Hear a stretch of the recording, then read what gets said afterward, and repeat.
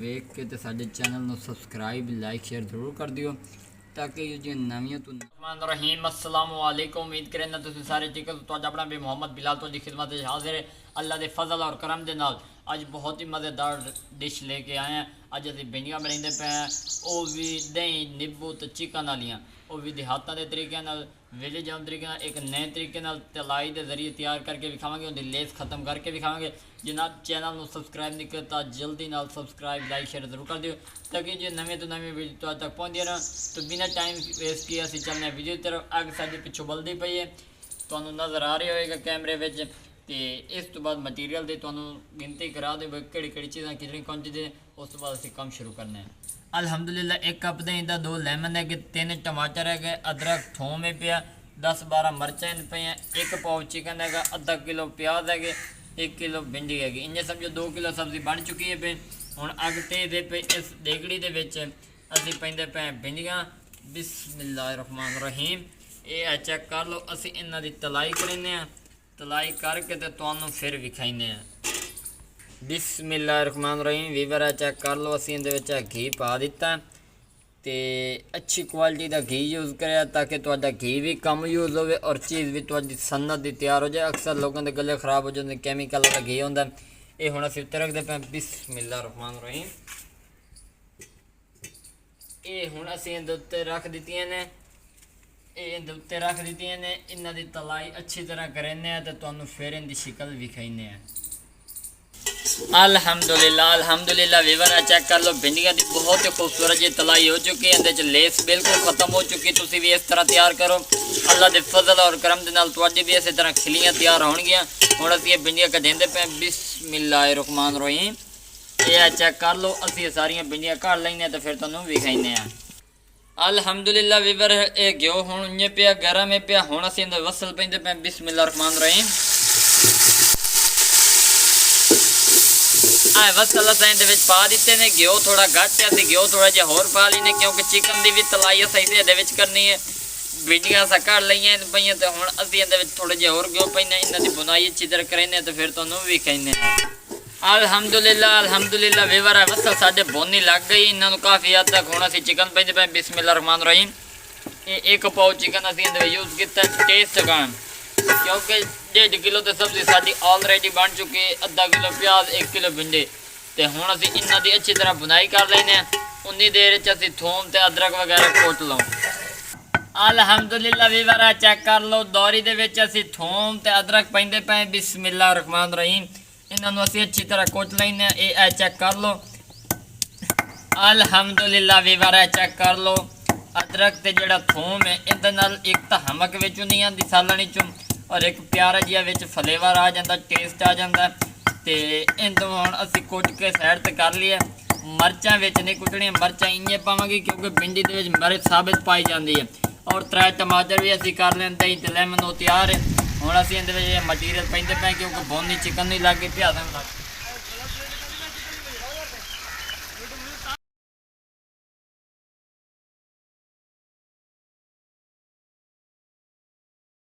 थोम ते अदरक पैंदे पे। बिस्मिल्लाहिर्रहमानिर्रहीम। इहदे विच असीं पा दिता। अल्हम्दुलिल्लाह। ये असीं इहदे विच थोम अदरक पा दिता ते हुण असीं इहदे विच 3 टमाटर पैंदे पे। बिस्मिल्लाहिर्रहमानिर्रहीम। उस तो बाद 7 मिर्चां पैंदे पे। बिस्मिल्लाह। ते इन्हां नूं हुण असीं अच्छी तरह मिक्स करेंगे। अल्हम्दुलिल्लाह वीवर हुण असीं इहदे मसाले पैंदे पे। आधा चम्मच इहदे विच गरम मसाले का पाउडर जा रहा है। उस तो बाद 1 चम्मच इहदे विच नमक का जा रहा है। क्वांटिटी तो दस रहे हैं, तुम अपनी ज़रूरत के मुताबिक यूज़ करें। उस तो बाद ददरी मिर्च का 1 चम्मच इहदे जाएगा। मेरे तुम जितनी मर्जी यूज़ करो, जो दही या ये चीज़ें पाओगे ना तो ऑटोमैटिकली होंगी गरमैश जी छेक लेगा। हुण असीं आधा चम्मच इहदे कौरमे का मसाला पा रहे हैं। उस तो बाद धाणियाँ जिहड़ियां ने साबित पावांगे। 1.5 चम्मच धाणियाँ की बड़ी खूबसूरती होंदी है, टेस्ट होंदा। उस तो बाद आधा चम्मच असीं इहदे हल्दी का पाउडर पावांगे। ये मसाले असीं इहदे पा दिते ने। इन्हां नूं हुण असीं अच्छी तरह मिक्स कर लेंगे। अल्हम्दुलिल्लाह जी चेक कर लो, इन्हूं असीं अच्छी तरह मिक्सिंग कर दी है। हुण असीं इहनूं 5 तो 7 मिनट इहदे विच अच्छी तरह रोस्ट करांगे। ताकि मिसाले जिहड़े ने टमाटर ते मरचां ते इहो जी चीज़ां दे विच मिक्स हो जावन।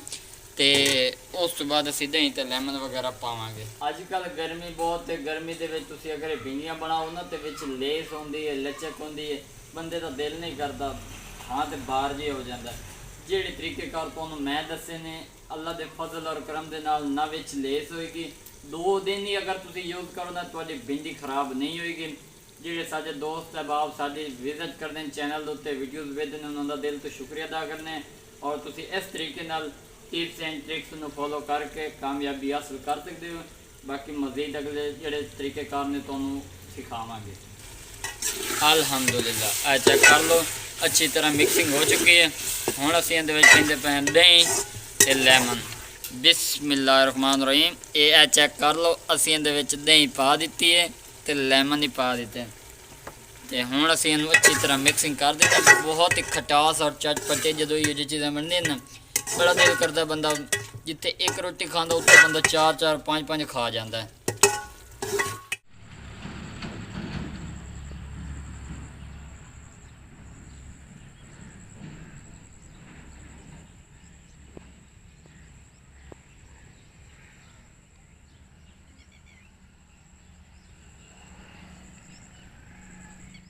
ला वीवर है चेक कर लो जी असी दही पाई है वो अच्छी तरह इहदे विच मैल्ट हो चुकी है। हुण असीं इहदे विच भिंडियां पाइंदे पे बिस्मिल्लाहिर्रहमानिर्रहीम। ये चेक कर लो अल्हम्दुलिल्लाह जी भिंडियां असीं इहदे विच पा दित्तियां ने।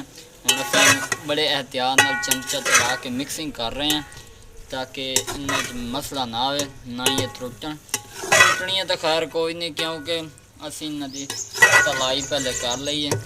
ये देख लो हुण असीं इहनूं 5 ਤੋਂ 7 मिनट इस तरह देने क्योंकि भिंडियां साडियां गलियां होईयां मिसाले दे विच अच्छी तरह मिक्स हो जावन ते फिर असीं तुहानूं इहदी शक्ल विखाइने हैं।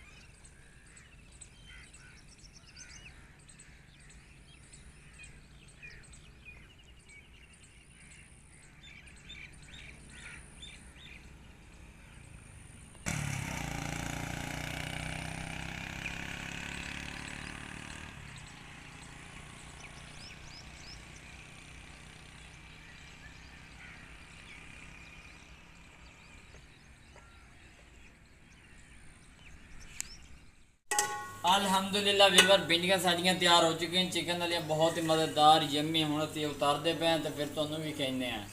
अल्हम्दुलिल्लाह वीवर चेक कर लो बहुत मज़ेदार भिंडियां साडियां तैयार हुई ने विलेज होम तरीके नाल बिल्कुल सिंपल तरीका कोई मुश्किल नहीं। अगर तुसीं पहली दफ़ा साडे चैनल ते आए हो ये डिश वेख के तो साडे चैनल नूं सबसक्राइब लाइक शेयर जरूर कर दिओ ताकि ये नवीं तो नवीं वीडियो तुहाडे तक बर वक्त पहुँचदियां रहन। ये चेक कर लो सिंपल तरीका कोई मुश्किल नहीं है। अल्हम्दुलिल्लाह फैमिली साडी भिंडियां तैयार हो चुकी हैं बहुत ही मज़ेदार चिकन लेमन दही वाली। तो अगर वीडियो पसंद आ जाए तो जनाब चैनल को सब्सक्राइब लाइक शेयर ज़रूर कर दें। बहुत सारी दुआओं के साथ मोहम्मद बिलाल को इजाज़त दें। एक नई वीडियो में मुलाकात होगी। अपना ख्याल रखना। अल्लाह हाफिज़।